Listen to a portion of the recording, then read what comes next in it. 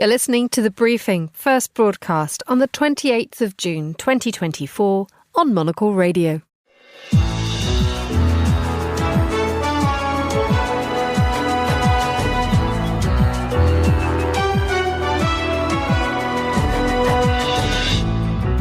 Hello and welcome to The Briefing, broadcasting live from Studio One here at Midori House in London. I'm Emma Nelson, and coming up on today's programme, the EU's leaders vote for continuity as they nominate Ursula von der Leyen for another 5 years as President of the EU Commission. We'll examine her reappointment and that of Estonia's Prime Minister as the EU's top diplomat and the former Portuguese Prime Minister as President of the European Council. Also ahead.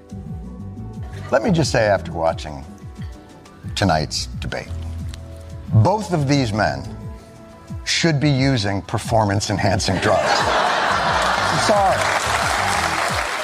But Democrats panic as Joe Biden stumbles through the presidential electoral debate. What happens now?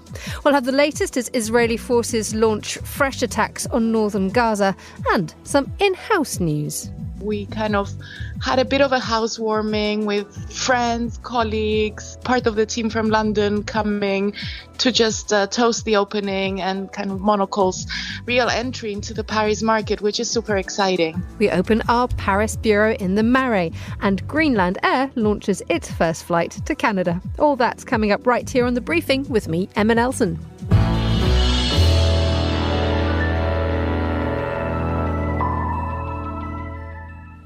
Last night, European Union leaders agreed to nominate Germany's centre-right politician Ursula von der Leyen for a second 5-year term as President of the European Commission, the EU's powerful executive body. At a summit in Brussels, the bloc's 27 national leaders also picked the former Portuguese Premier Antonio Costa as the future chair of their European Council meetings, and the Estonian Prime Minister Kaja Kallas will be the next EU foreign policy chief. Well, to talk about this and also to look ahead to this weekend's parliamentary elections in France, I'm delighted to say that in the studio is Marta Lorimer, lecturer in politics at Cardiff University. Welcome back, Marta. Good afternoon. Good afternoon. Any great surprise on von der Leyen? Not really. There have been pretty extensive discussions before the European Parliament elections about who were the top names for the three big jobs in the European Union. Von der Leyen has very much been a clear candidate from the beginning. So just explain to us a little bit about, she's sort of re-election, but the first time she was elected as EU Commission President, it wasn't as simple as that, was it? She had to fight and play sort of some quite clever games in order to get into the position in the first place. Exactly. So von der Leyen was not the preferred candidate of the European People's Party in the European Parliament. They had in fact selected another German, Manfred Weber, to be their Spitzenkandidat. So that is their preferred candidate. The European Council last time decided that they weren't particularly happy with Weber as a candidate. So they instead put forward von der Leyen. And last time she was elected, she, again, wasn't particularly popular. So there were quite a few people, quite a few defections in her group. That meant that she wasn't really elected with a big majority. And that's kind of where we are right now. The interesting thing about von der Leyen is the fact that there's lots of interesting things about her, but one of the things that seems to have happened is that the public perception of her is arguably rather different to who she is politically, given the fact that, yes, she enjoys very good ranks in terms of her public image and her ability to do her job. But people recognise Ursula von der Leyen, but they often consider her to be more left-wing than she really is, arguably because of what she did during the pandemic and the position of guiding the European Union through the response to the Russian invasion of Ukraine. People think that she's actually more left-wing. I think it's even more than that. It's probably the association between her and the Green New Deal. So the fact that she has been associated not just with spending more during COVID, but also with the idea of transitioning and moving the European Union into a greener direction. And I think that's why people tend to think that von der Leyen is slightly more left-wing than she actually is. Tell us a little bit about how she is going to take the European Commission in her second 5-year tenure. Well, the question, first of all, is whether she is going to be able to do that, because she has been nominated by the European Council. So these are the heads of state and government of the European Union. But now she has to actually get a mandate from the European Parliament. And this is where it's going to be tricky for her, because she has a majority, but it's a little bit thinner than she would like it to be. So she is going to have to start negotiating with party groups beyond her own and the ones of the coalition that support her to actually be elected. And which direction do you think she's going to go? Because on the night of the European parliamentary elections, with the EPP in the centre, holding the most seats, holding the most control, given the context of this huge pull to the far right in the big countries such as France and Germany, she talked about continuity. She talked about fairness.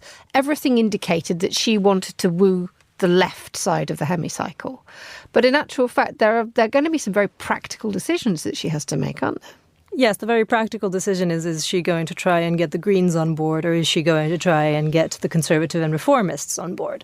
And depending on what she decides to do, in that we will see a different a commission with different priorities. If she goes with the Greens, then we might see them continue on this slightly more left of centre agenda, at least on environmental issues.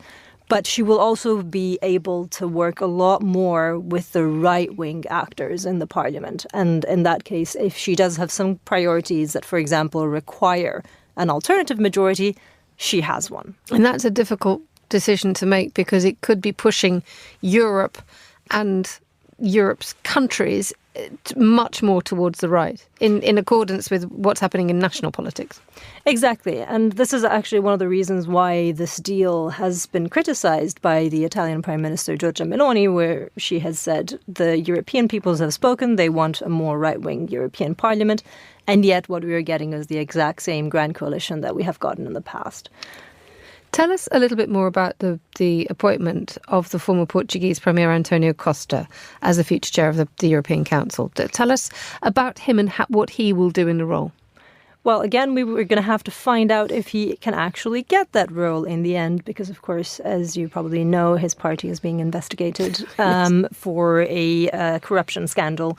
So he is not directly implicated for now, but things can change, and he won't actually get into position, and he won't actually take up his job until the end of the year. And a lot can happen. And a lot can happen before then. So, I mean, what are the possibilities of Antonio Costa not getting the job, having been nominated by the 27 member states leaders? I mean, there's clearly a modicum of confidence behind him. Yes, one would hope that they have discussed this and that they decided that he was probably going to be a safe bet. If not, alternative names had already started circulating before, such as the former Italian Prime Minister Enrico Letta. And looking also, we do need to mention the fact that Kaja Kallas is the next EU foreign policy chief. That is quite a strong statement, isn't it? That is a very strong statement, and it really seems to correspond to an interest, particularly from Central and Eastern European countries, to send a very strong signal to Russia by putting someone there who has been a very strong opponent of Putin. Finally, let's look ahead to the weekend's French elections. We are the final day of campaigning now, with everything having to stop at midnight. Where do things stand? They stand pretty much in the same place that they have stood for the last couple of weeks. So we're looking at 3 blocks of roughly similar sizes, with the far right doing particularly well. So the National Rally is looking like it's in the 30s, between 33 and 36%, depending on whether you count them and their allies. The United Left around 29%, and Macron's party in the low 20s. And tell us a little bit, there was this vicious debate last night among the sort of 3, dare I say, more energised men than we saw in the United States. But this was moments when Bardella was really taking on Gabriel Attal, and Bardella seemed to be winning. Well, the thing is, what was interesting about that debate is that a lot of it centred around the National Rally's latest declarations concerning French dual nationals, which they would want to bar from holding certain strategic posts. And also around Marine Le Pen's declarations earlier this week that the French president has mostly a symbolic role when it comes to the French army. Marta Lorimer, thank you so much for joining us in the studio. The time here in London is 10 minutes past midday. You're listening to The Briefing with me, Emma Nelson. Now here's George Ruskin with the day's other news headlines. Thanks, Emma. The Kenyan High Court has approved the use of military force to restore order in the country following days of anti-tax protests that at points overwhelmed police.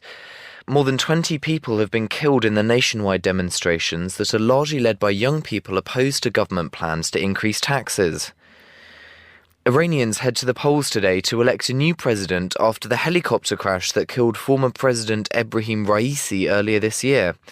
The race is expected to come down to a relative reformist in Masoud Pezeshkian and conservative candidate Mohammed Bakr Kalibaf.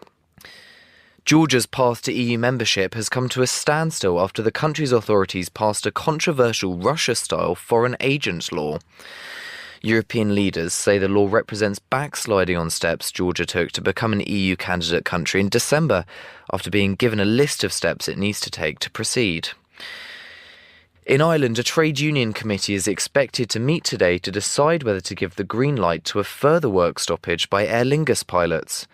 Talks between the Irish Airline Pilots Association and the airline to resolve the ongoing pay dispute broke down without a resolution.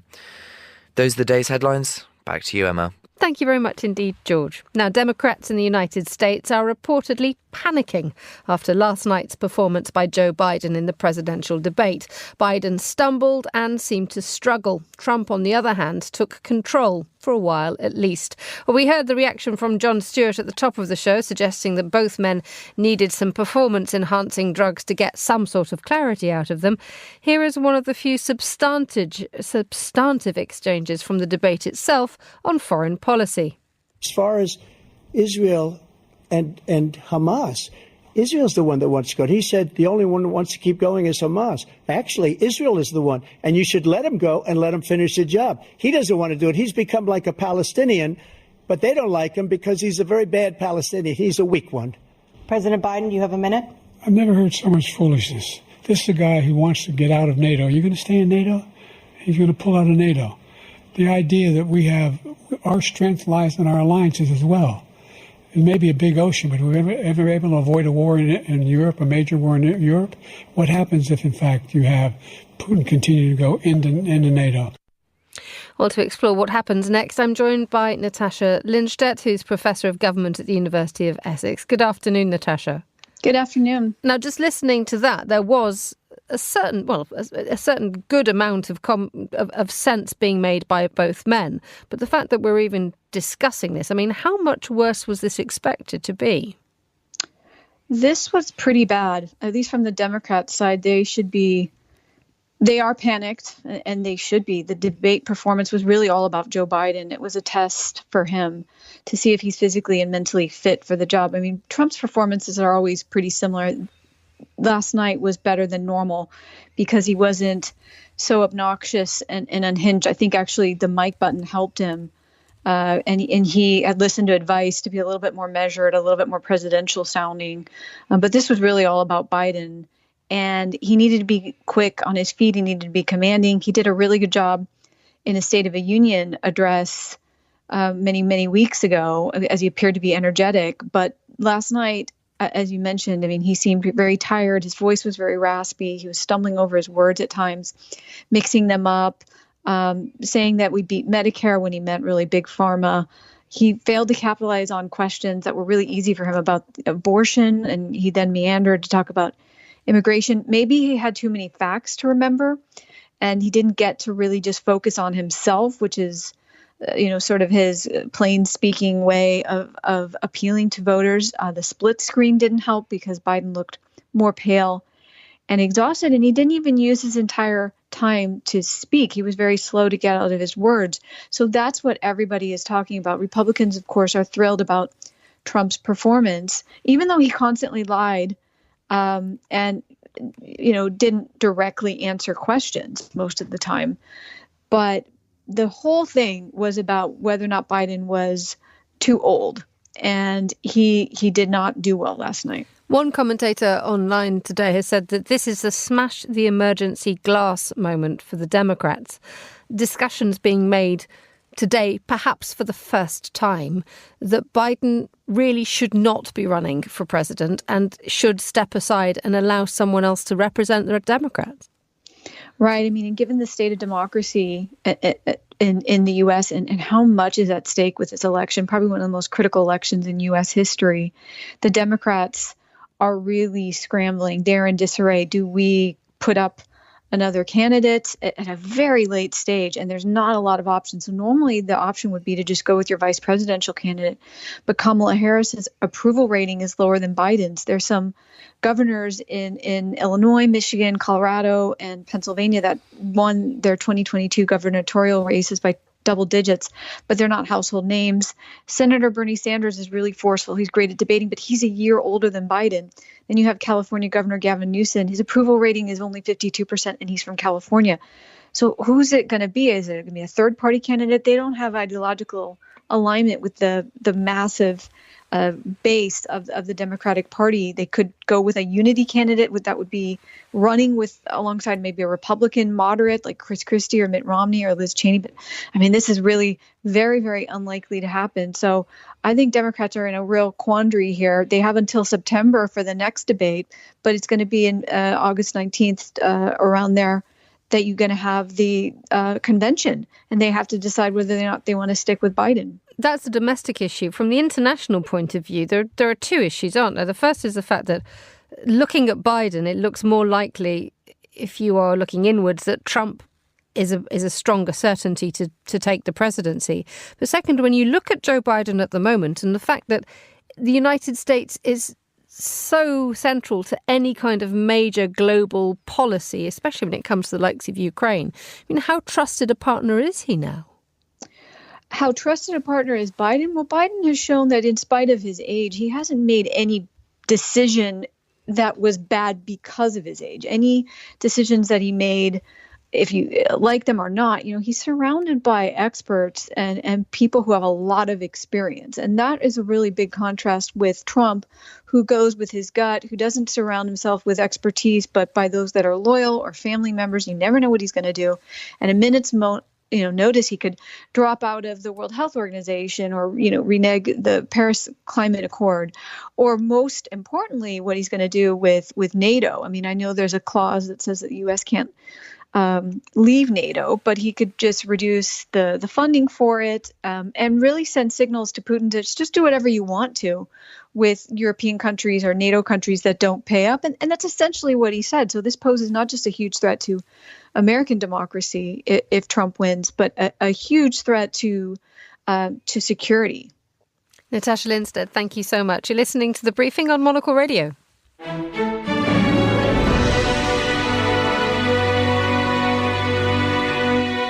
Israeli troops have launched fresh attacks on northern Gaza. The IDF said dozens of terrorists who were hiding in UNRWA schools and facilities were eliminated.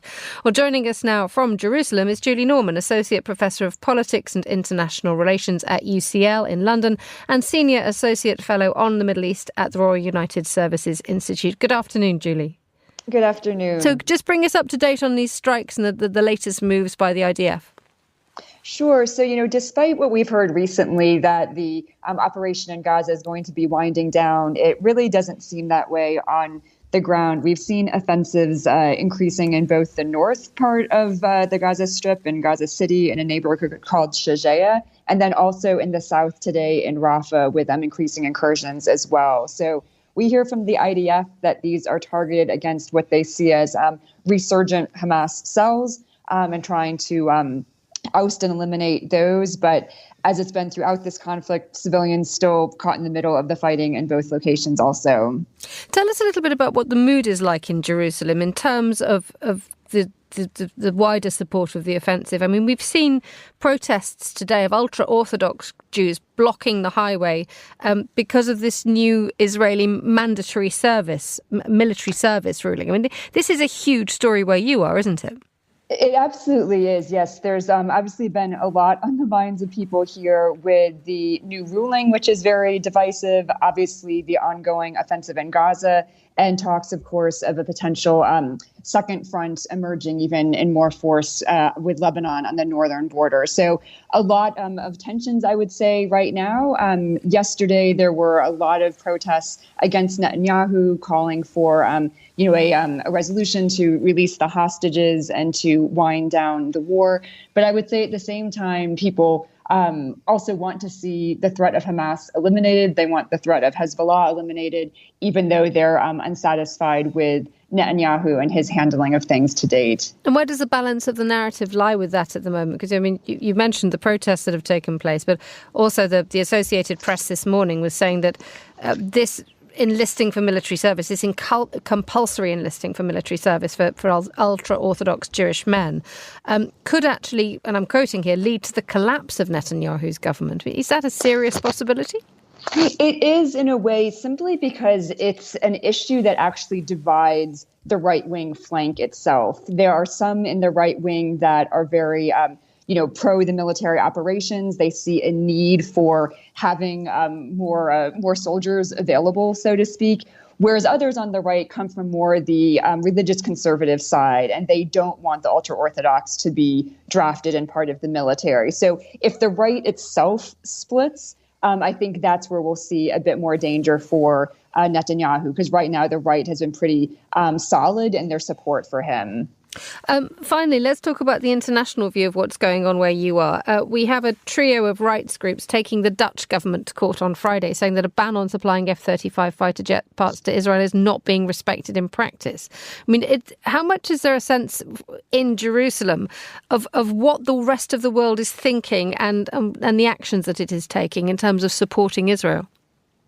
Yeah, sure. So obviously among Israelis, I think there's a sense that Israel will do what it needs to do, regardless of what the world thinks. People feel that most of the world has turned their back on Israel, aside from some support from the U.S., though even that is seen as being rather inconsistent and back and forth. Whereas when you talk to Palestinians, and they also feel quite abandoned by much of the world that has not managed to stop this war in Gaza. So I would say both communities right now, I think, feel rather isolated. Julie Norman, thank you so much for joining us on the line from Jerusalem. You're listening to The Briefing on Monocle Radio.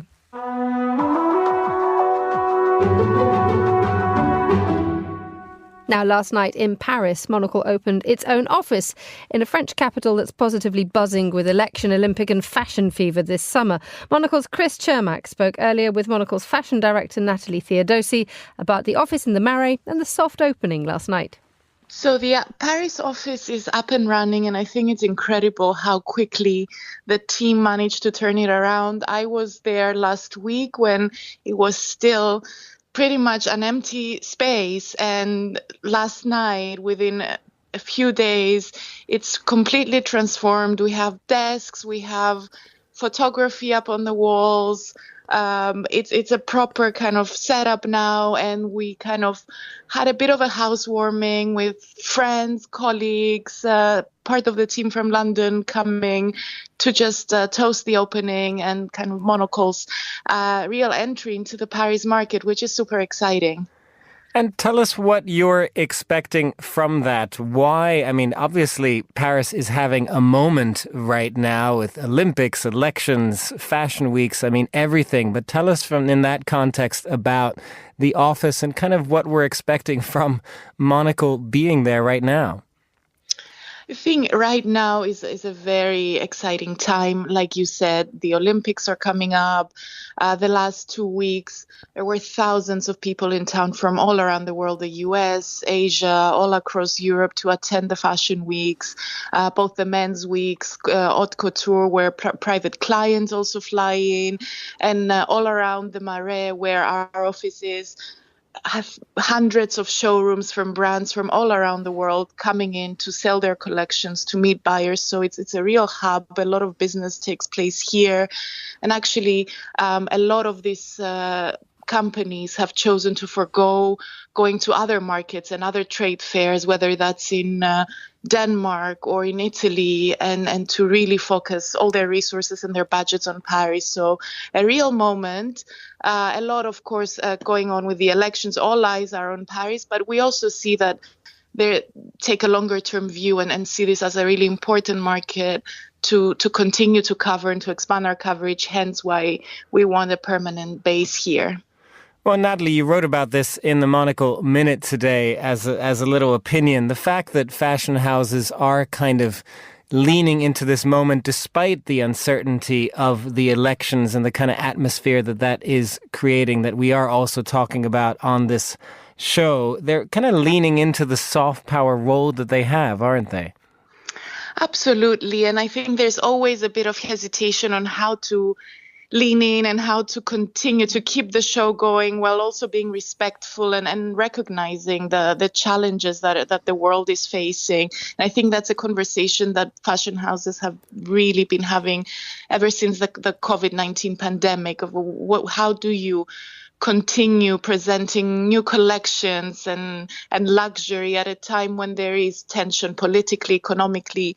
But there is an acknowledgement that fashion can be used as a soft power tool, that it provides a lot of employment opportunities, not just for the shows that you see, but like all across the country, whether it's manufacturing, the artisans that are producing the clothes, especially here in France, where there's so many specialist workshops and ateliers that it's really important. It's part of their heritage and they need to keep going. So, yes, there's a commitment to keep going, to keep producing collections and showing off the real specialist artisan skills that only exist in France. And there's a real investment from the big houses as well to keep them going. Well, and to bring it back then to the little cocktail office welcoming last night, what kind of conversations did you have there? Was that the kind of topic, I suppose, were people talking about the elections, but also at the same time this sort of how Paris can still lean into the moment that it's having? Exactly. I think one of the big topics of conversation was kind of the excitement that an international media business is investing in Paris and is going to have a base in Paris. We're saying that here, more than anywhere else, there's a lot of still excitement around print, beautiful magazine shops, a lot more kind of robust magazine audience as well. So there's a lot of excitement around that. And yes, we were also speaking about kind of embracing the moment, taking a longer term view, and also just how important it is to be based here and to report on everything that's going on, whether it's good or bad. And just finally, Natalie, I mean, Monocle will be there throughout also because the Olympics, of course, are coming up this summer in Paris, starting not too far in the future. How has that been for you? You're going to be running to do interviews today in Paris. What is that atmosphere like when you've been going around the city as well? How easy has it been to get around? I mean, to be completely honest with you, it's not that easy. There's a lot of metro stations closed, bigger traffic jams than usual. So it has created a little bit of logistical difficulty, but at the same time, you find your way around it. And there is a lot of excitement. I mean, in the July-August issue, we spoke with the Berluti design team, which created some of the uniforms for Team France for the opening ceremony. And speaking to the team who joined us at the party last night as well, they were saying that, of course, it's been such a challenge for the design team, which is actually quite small, to pull this together with a deadline, and they're staying to see it through, to fit every single athlete in their suit for the opening ceremony. But it's such a moment of national pride and joy for them to do this, that they're saying that it's worth any logistical difficulty. And I think that's the spirit here, which is exciting, and the way to go about it, I guess. That was Natalie Theodosi talking to Monocle's Chris Cermak. And finally, on today's show, Air Greenland has relaunched a service to Canada, connecting Greenland directly with Canada for the first time in a decade. And on the flight was Monocle's transport correspondent Gabriel Lee, who joins me from the Canadian city of Iqaluit. A very good afternoon, or good morning, I should say to you, Gabe. Yes, good morning. So, what was it like? Tell us everything. It was a fantastic experience. It was really special because, of course, Air Greenland has had some connections in the past. You're talking now, 10 years ago, where they tried out serving Canada, but it's always been very difficult. They couldn't fill seats at the time because so much of Greenland is sort of oriented towards Copenhagen mostly, right? So everything flows through there. But now they feel that times have changed, things are different, and there's a much bigger appetite for sort of communication in all senses of the word between the populations of Nunavut in Canada and Greenland. Of course, they're very closely related ancestrally, culturally. The language is very similar. They were telling me it's a bit like Swedish versus English. Talking about Greenlandic versus Inuktitut, which is the language here. So there was a lot of sort of it was kind of emotional actually. And arriving in Nunavut in Iqaluit, there was a huge party, a barbecue for the community, and the premier was there, and everybody speaking about how sort of we're kind of reuniting families and long lost connections. So it was really nice. And this has been taken so seriously in Greenland that they've actually built a new airport for it. That's right. Well, technically the new airport is for being able to serve Nuuk, the capital, with bigger aircraft. So right now they have to fly into an old military air base in the center of Greenland and then shuttle people down to the places they actually want to go on smaller aircraft. But now, so the new terminal, it basically opens up the possibility alongside a much longer runway for direct connections between Copenhagen and Nuuk, which the big jet that they run will start serving in November. So in advance of that, they've opened up this new terminal, which they hope will see many more new services from Air Greenland and potentially others too. And in addition to some excellent barbecues, what is it that the two locations will be able to offer each other in the long term? Well, I think they're looking at, closer cooperation on every front. So what's interesting here is that there are some of the things you might expect, such as industrial cooperation, right, or sort of resource, exploitation, things like that, mining, minerals, fisheries. There's a lot of potential close collaboration here. But they're also trying to sort of sell this as a sort of tourism destination for each side. So they're looking to sell packages for Greenlanders to visit Nunavut in this area, this sort of different part of the Arctic, and vice versa for the people of Nunavut to see Greenland for maybe the first time. And potentially also then sort of pushing people along to other places too. They have an interline connection with Canadian North that will let people go from Ottawa potentially all the way to Copenhagen via Greenland. So it's multifaceted. The fact that this route was abandoned 10 years ago, but it's being brought back. Gabe, can you look into your crystal ball and say, are we still going to be seeing this service in 10 years' time? Has this got legs or wings? I think that it does, actually, yeah, because of the way that sort of there's a really renewed push and desire to sort of build up Inuit communities and sort of be more sort of connected with each other that have been separated by sort of colonial past, right? And that seems to be a real thing now, that there are many organizations, also these countries and these provinces are working toward getting closer together and doing more with each other and not just looking to the sort of the old colonial power. So I think if things continue that way, and it seems like they will, I think this and many other routes, connecting these two places, these two areas are definitely viable. Yeah. Gabriel Lee, thank you so much for joining us on The Briefing. And that's all the time we have for today's programme. Many thanks to all my guests and to the producer Chris Chermak, our researcher Gunnar Grönlid and our studio manager Mariella Bevan. The Briefing's back on Monday at the same time, but for now from me, Emma Nelson, goodbye. Thank you very much for listening.